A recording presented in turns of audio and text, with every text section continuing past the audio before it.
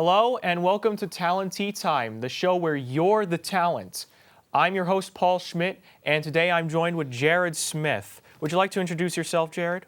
Absolutely. My name's Jared, and I'm a freshman here at SUNY Brockport, 18 years old.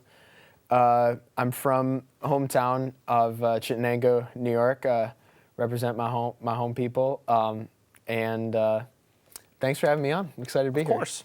That's great to hear that you're excited to be on here. So I hear that you're, big on sports. You're in particular, you're a cross-country track team on the cross-country track team at Brockport.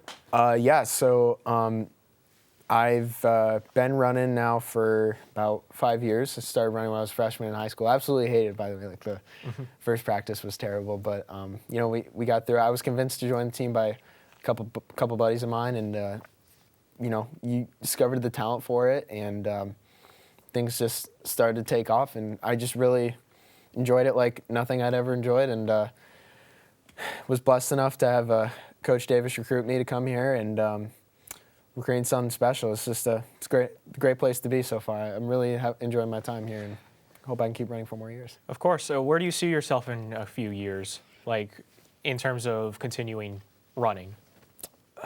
Man, for me, ever since I've been growing up, I've been like a really competitive person, and like I think that I have an ability to go pro one day. I've just, I was, raised by parents who told me that do just about anything, and like so for me, I think I can be a pro one day, and it's just I would be blessed to have my running be a living for me, and hopefully I can maybe even make an Olympic trials one day. That would just be a dream come true, and I'm gonna keep working at that. Yeah, for sure. Keep your ambition tied to you. Absolutely. Ambition is a great drive to do greater things. Yeah, of course. And I feel like it's just one sentence short of what something Spider-Man would say. So.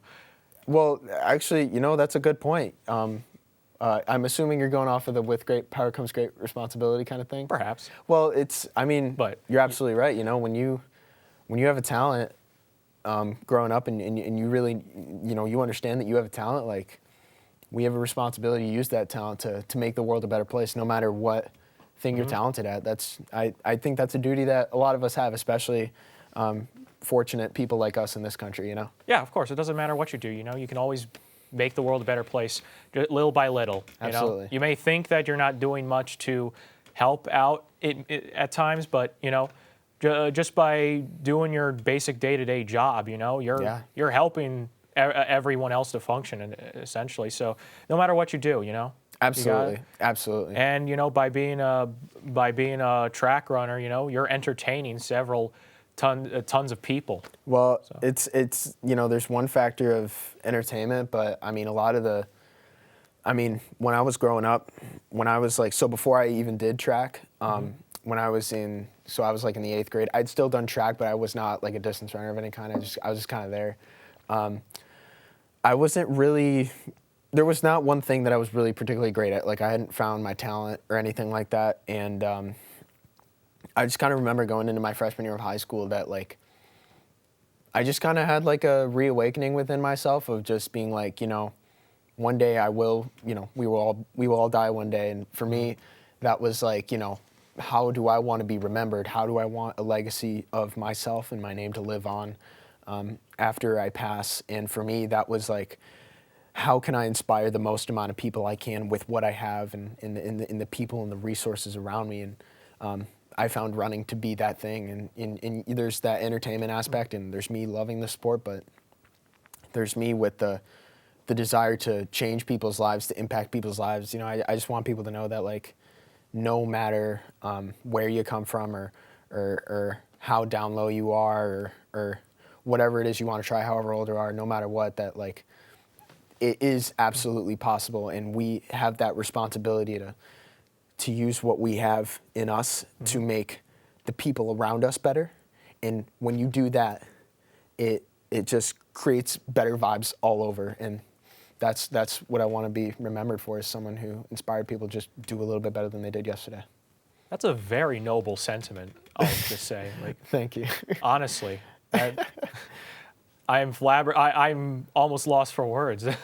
But yeah, I mean, for sure, Jared. Like, we're we all strive to do our best for all the time that we have on this planet. So it's good that you want to really be an inspiration for the future. And like, do you feel like, is there anyone in particular you feel like you've impacted so far? I can't really know for sure because, I mean, I can't like peer into people's minds, but so I think with regards to like my family at home, like kind of when I started, like when I left for college to, pursue my running and academics and stuff like that, like, my dad will call me up and say, hey, he just hopped on the treadmill and he's starting to lose weight and enter a new phase in his life with his retirement. And I mean, my mom gets out and goes and runs now. And I get texts from a lot of people, a lot of my friends in school who, just tell me about how their lives are going. And that just makes my day, knowing that like there's people that strive to be better because of a message that I tried to implement. And I just, growing up, I all I want is for people to just be happy doing the lives that they want to do. And for me, like, the one thing I want everyone to know is especially the people that I've spoken to, is that, like, I didn't get here to the success that I've had as a runner by listening to the people who said no. And at this point, the burden of proof is on them to tell me why I can't do something. And I want everyone to just have, like, I really think that, like, my friends on the track team back at home, I really did everything I could to just help them be good people on and off the track. I hope I did my best, but Well, it sounds like you have. well, we always do. We always, we have a responsibility to set an example for other people, and no matter what aspect of our lives we're in. I just, there's people that are dealing with circumstances that we've never dealt with, and if we have a few key principles that we want people to understand, and we carry those forward with us in our values, then people are gonna understand that message and hopefully apply it to create better lives for themselves. Of course, we should always stay close to what we believe in. Absolutely. Is there anything else you'd like to elaborate on, share? Well, sure. I think that, so when I was, so when I started out running as a freshman, I had like 3 buddies on the track team who like convinced me to show up. They're like, hey, come to the first cross country practice. And so I had my mom kind of sign me up for all that stuff. And for the first night of practice, I went downstairs to ask my mom. I was like, hey, could I just like not go? And my mom obviously did what moms do, and they're like, no, you're going to this practice. So yeah. I didn't really have a choice. Showed up the first day, and it was a good group of us, probably 40 of us, but we did like a quarter mile of a warm up, some like stretching, and then like we probably ran like another 1.5 miles or 2 miles, and I couldn't like breathe. I was like, why would anybody ever want to do this thing? And then I somehow managed to like stick it through until the first meet that we had, the first competition we had, and I ended up placing 9th on the team, which is like enough to go to the sectional meet. And so like that's kind of the first peer that I had into being like, okay, you're like talented. And I was so blessed to have a coach like I did, and the parents that I had, and just all the people and teammates who believed in me and didn't believe in me, to just shape the way I thought and the way I approached things. And then 10th grade, I started buying like running books to figure out how to train. And me and my coach had like a million meetings about how like one day I really wanted to be good. Like I wanted to go to the state meet. And sophomore year we didn't make it, and then junior year, like it was the most difficult race in my life mentally, but we got the last spot to go to states by like 0.6 seconds, and at states I had like the worst race in my life. But I was just so blessed to have been able to be there and experience that moment. And then And then, when indoor rolled around, it was just kind of routine stuff. Like, you're pretty good at running now, and let's just try to get better every meet. And then obviously the shutdown happened. And when that happened, like, I had a choice kind of before me. I was like, do I want to continue with the sport I'm doing?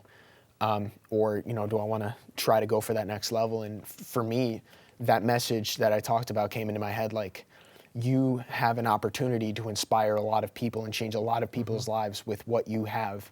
And if you gave up that gift, you're going to be on your deathbed wondering what would have happened if you had chosen to go after this. And like, even if I was paralyzed tomorrow, then I know that there are people's lives that I've at least tried to impact. And so I chose to make that choice when quarantine started, that like, I'm going to go all out for this thing. And I did. I ran a lot more, trained just relentlessly, went to Colorado for elevation, met some great people there and some great coaches, got better and better and better. And so much so that obviously college coaches started to notice me. And, I was just, and then senior year, man, it was just like, it gone in the blink of an eye. Obviously it was challenging with all the COVID stuff, but that was really when I started to take the young guys under my wing and have them train with me and just do everything I could to give them the knowledge that I might not have had as much when I was a freshman. I had guys who helped me out a lot, but there was, I tried to be that, like, that support mentor guy on and off the track. And I like to think I do my best. And finally I had like a knee injury, like halfway through my sophomore year, or not my sophomore, my senior year, that limited my ability to run. And at that time, it was very devastating. Like, couldn't walk for like a month. I could imagine. Yeah, it was terrible. But when again, like, I was so blessed to have physical therapists and parents to tell me that, like, that like I still have the fitness in me to do something great. And so when I got my knee fixed, I did everything I could to try to qualify for the national meet in the steeplechase. And me and a buddy of mine, we set out to run a steeplechase meet at this small little town, and we got the standard. We just barely made it in. And when I got there to go to Hayward Field out in Oregon, which is like the biggest track ever, I was just so, I was humbled by the experience, because it's like such a huge like track to be at. But it really told me, like, there's still so much ahead for me, but it really told me, like, this decision that you made a year ago to inspire other people, it worked.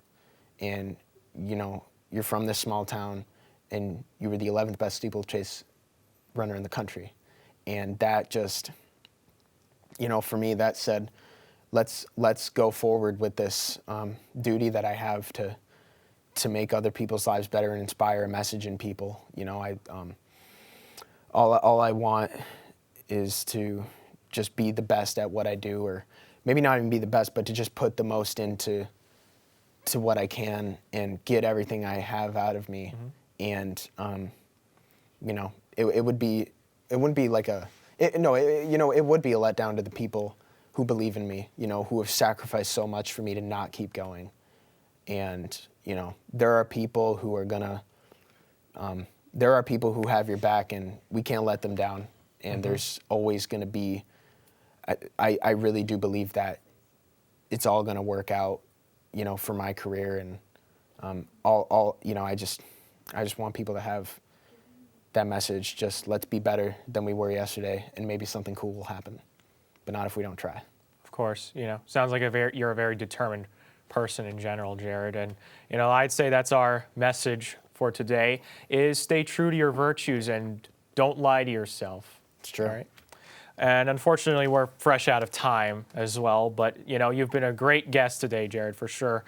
So, and with that being said, thank you everyone for joining us for Talon Tea Time today. This has been your host, Paul Schmidt, alongside Jared Smith. We'll see you next time.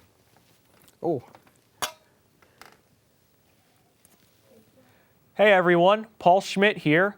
Do you want to be featured on the set of Talon Tea Time and have a chat with me? If you're a member of the SUNY Brockport campus, you can email me at pschm3@brockport.edu telling me who you are and a description of your interests.